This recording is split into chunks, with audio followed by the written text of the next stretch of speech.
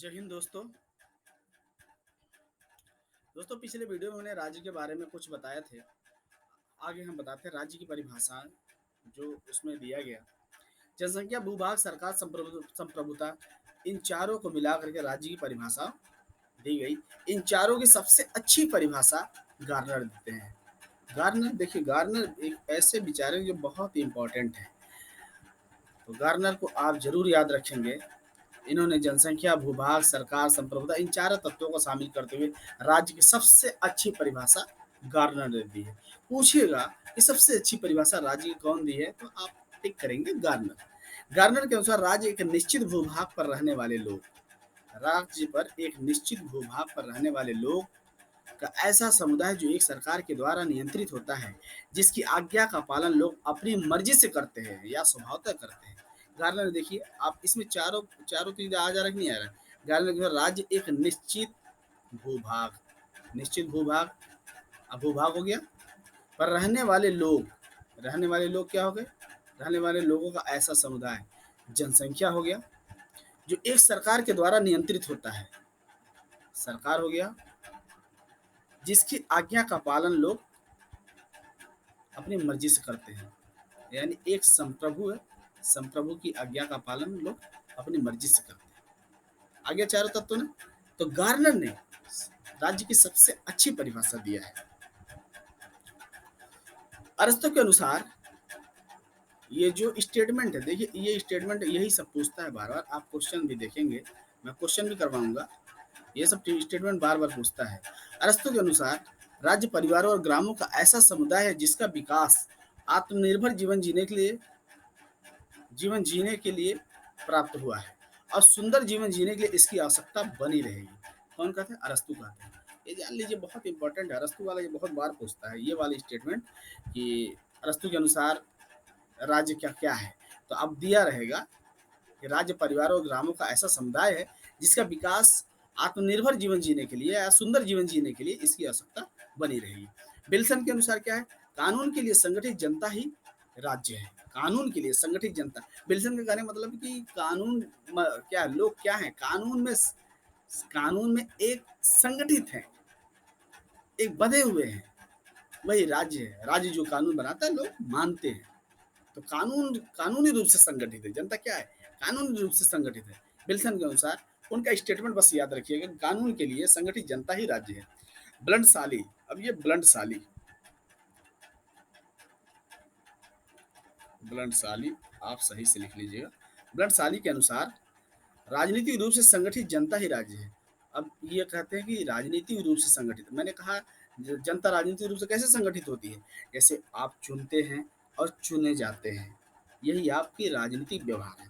तो ये कहते हैं राजनीतिक रूप से संगठित जनता ही राज्य है। ये ट्राइटिस्के हैं, ये राइटिस्के नहीं, ट्राइटिस्के, ट्राइटिस्के, ट्राइटिस्के। ट्राइटिस्के के अनुसार राज्य शक्ति है। टैटिस्टिक मतलब क्या है? राज्य शक्ति है। राज्य अपनी पावर का प्रयोग करती है। मैकियावेली और हिटलर भी राज्य को शक्ति ही मानते हैं। ये भी कहते हैं राज्य जो है, जो स्टेट है, वो शक्ति का प्रतीक है। ट्राइटिस के जैसे लोग मानते हैं। लेकिन आपको ये क्वेश्चन में आएगा कि ट्राइटिस के अनुसार राज्य क्या है? तो राज्य क्या है? राज्य ये शक्ति को मानते हैं। राज्य एक शक्ति का प्रतीक है। क्वेश्चन आएगा किसके अनुसार राज्य शक्ति का प्रतीक है? और शक्ति के प्रतीक के रूप में मैकियावेली और हिटलर भी राज्य को क्या करते हैं? पावर ही मानते हैं। राज्य वह है जो अपने पावर का प्रयोग करता है। ये कहते हैं शक्ति है, अगर शक्ति का प्रयोग न करे तो राज्य रह ही नहीं पाएगा, राज्य नहीं रहेगा। तो मैकियावेली और हिटलर भी राज्य को शक्ति मानते हैं। लेकिन क्वेश्चन बार बार यही पूछता है ट्राइटिस्के के अनुसार किसने राज्य को शक्ति माना है? तो ट्राइटिस्के राज्य को शक्ति माने हैं। राष्ट्र राज्य में क्या अंतर है? राष्ट्र राज्य में अंतर देख लीजिए। आप लोगों को मैंने बताया कि राष्ट्र राज्य क्या है। तो राष्ट्र राज्य और राष्ट्र में अंतर क्या है?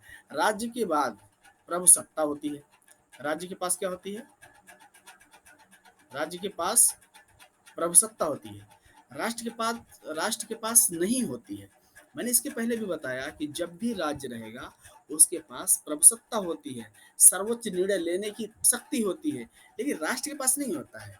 राष्ट्र एक तो प्रेम है, एक भावना है, मेरा देश है, ये भावना है। राज्य बहुत ही शक्ति का प्रतीक होता है। राज क्या है? शक्ति का प्रतीक होता है।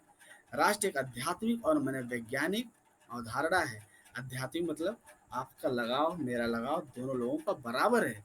मोदी गवर्नमेंट का भी उनका भी लगाव बराबर है कि हमारा देश होना चाहिए, देश नहीं झुकने दूंगा, हम अपनी जान को न्यौछावर कर देंगे। ये एक भावना है, यही राष्ट्र है। राज्य शक्ति है तो राष्ट्र निष्ठा या भक्ति है। जैसे हम लोग कहते हैं ना कि आप भक्त हैं कि नहीं, तो आप राष्ट्र में अपना बिलीव करते हैं, राष्ट्र के लिए मरने मिटने की तैयार रहते हैं। ये आपकी निष्ठा है, ये आपकी भक्ति है। तो राज्य क्या है? शक्ति का प्रतीक है। तो राष्ट्र भक्ति का प्रतीक है। राष्ट्रीयता एक भावना है। ये समान धर्म, समान भाषा, क्षेत्र के आधार पर ही हो सकती है। जैसे आप कहीं के रहने वाले, लखनऊ के रहने वाले हैं। अब लखनऊ के लोग कहीं भी बाहर में मिल गए तो पता चले कि तुरंत गले मिलेंगे। उसी तरह राष्ट्र की है। अमेरिका में मिले तो तब लखनऊ नहीं, तब इंडियन कोई भी मिलेगा तो गले मिलेंगे, यार हमारे देश का है। हाँ, हिंदू धर्म का कोई मिल रहा है कहीं और मुस्लिम एरिया में, तो हिंदू धर्म का अगर कम मिलता है तो वो पूरा वो गले मिलेंगे, हमारा हिंदू भाई है। मुसलमान मिलता है तो हमारा मुसलमान भाई। तो ये कई आधारों पे हो सकता है। समान धर्म के आधार पे, भाषा के आधार पे, क्षेत्र के आधार पे। जैसे हमारे क्षेत्र का कोई है, अरे यार ये तो हमारे क्षेत्र के हैं, वहाँ पे गले मिलेंगे, गलवहियाँ खूब करेंगे। अगर भारत की बात करें तो भारत राज्य बनने से पहले राष्ट्र बन गया था। भारत राज्य बनने से पहले राष्ट्र बन गया था। भारत 15 अगस्त 1947 को राज्य बना। गांधी जी के नेतृत्व में जो राष्ट्रीय आंदोलन चला, उसके बाद भारत राष्ट्र बन गया। इसीलिए सुभाष चंद्र बोस ने गांधी जी को क्या कहा? राष्ट्रपिता कहा। क्योंकि जो भी आंदोलन हुआ, गांधी जी ने आंदोलन किए, पहले लोगों के अंदर अपने देश के प्रति पहले राष्ट्रीय भावना को जगाए। देश के लिए मर मिटना है, भारत छोड़ो आंदोलन इन्होंने कहा कि अंग्रेजों तुम्हें छोड़ के जाना ही पड़ेगा।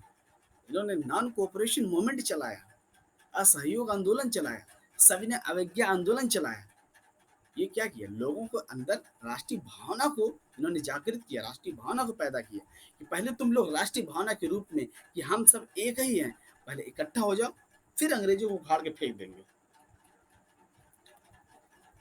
राष्ट्रीयता की पहचान कैसे होती है? डॉक्टर इकबाल और जिन्ना की जोड़ी का कहना थी भारत में राष्ट्रीयता का विकास धर्म के आधार पर हुआ। किसका कहना है?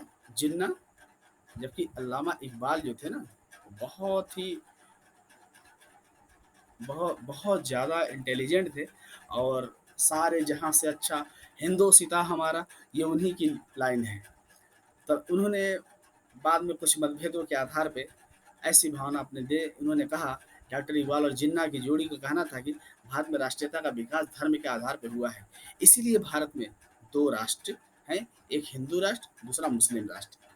इस तरह राज्य में तो स्वतंत्र पहचान नहीं हो सकती। इन्होंने कहा कि राज्य में एक मैदान में दो तलवार रहेंगे तो इनकी स्वतंत्र पहचान नहीं हो सकती है। एक मैदान में एक ही तलवार रहेगा, एक जंगल में एक ही शेर रहेगा। इन्होंने कहा कि नहीं, जो विकास हुआ है, भारत का जो विकास हुआ धर्म के आधार पर हुआ है। और लेकिन हालांकि हमारा भारत तो धर्म के आधार पर, हमारा भारत तो सेकुलरिज्म के आधार पर हुआ है। उनका अपना विचार था कि भारत में दो राष्ट्र हैं, एक हिंदू राष्ट्र है, दूसरा मुस्लिम राष्ट्र है। इसलिए उन लोगों ने अपना मुस्लिम राष्ट्र बना लिया। लेकिन हमारे भारतवासियों का कहना था नहीं, हम सेकुलर रहेंगे, हमारे तमाम संस्कृति कल्चर के लोग रहते हैं, हम कॉन्स्टिट्यूशन के थ्रू अपना देश चलाएंगे। तो उनका ये सिर्फ विचार था न, जबकि डेमोक्रेसी तो वहाँ भी है। इस तरह एक राज्य में उनका कहना था, इस तरह एक राज्य में तो स्वतंत्र पहचान नहीं रह सकती है। एक मैदान में दो तलवार नहीं रह सकते, एक जंगल में दो शेर नहीं रह सकते। यदि रहेगी तो गृह युद्ध की स्थिति बनी रहेगी। उनका कहना था बस, अगर रहेगी तो गृह स्थिति बनी रहेगी, गृह युद्ध की। इसी आधार को उन्होंने दो राष्ट्र का सिद्धांत दिया। कहा इसी के आधार पर भारत का विभाजन हुआ। जब यही आधार उन लोगों ने अपना विचार दिया तो इसी पे विभाजन हुआ। एक राष्ट्र का सिद्धांत हिटलर ने दिया। एक राष्ट्र का सिद्धांत किसने दिया? हिटलर ने। हिटलर ने कहा एक राज्य एक राष्ट्र का सिद्धांत। और मुसोलिनी जैसे तानाशाह ने भी दिया। कहा कि एक राष्ट्र एक राज्य का सिद्धांत दिया था। यदि एक राज्य जाति धर्म के आधार पर कई जातियों में रहेंगे तो गृह युद्ध की स्थिति बनी रहेगी और राज्य कमजोर हो जाएगा। उन्होंने कहा एक राज्य और एक राष्ट्र का सिद्धांत होना चाहिए। और दो राष्ट्र नहीं, जैसे आपके अंदर है, भारत है, और राष्ट्र भी भारत के पार भी चला जाए, यार वो भी हमारा देश है, वो भी हमारे लोग हैं। भाई ये तो है इंसानियत, अलग बात है। लेकिन अगर आप कहेंगे नहीं वो भी हमारा देश है, ये भी हमारा देश है, पाकिस्तान भी हमारा देश है, अफगानिस्तान भी हमारा देश है, तो इसमें गृह युद्ध की स्थिति बनी रहेगी, लोग गृह युद्ध कर देंगे। तो हिटलर मुसोलिनी जैसे तानाशाह कहे कि नहीं, ऐसा नहीं, इनको इतना दबा कर रखो कि अपने अपना ही राष्ट्र समझे, दूसरे राष्ट्र को समझने ना पाए। तो इनका इनका मानना है बस। हालांकि ज्यादा किसी को दबाएंगे तो और ही बेकार ही होता है। एक राज्य और एक राष्ट्र के सिद्धांत के सबसे बड़े आलोचक लॉर्ड एक्टन है।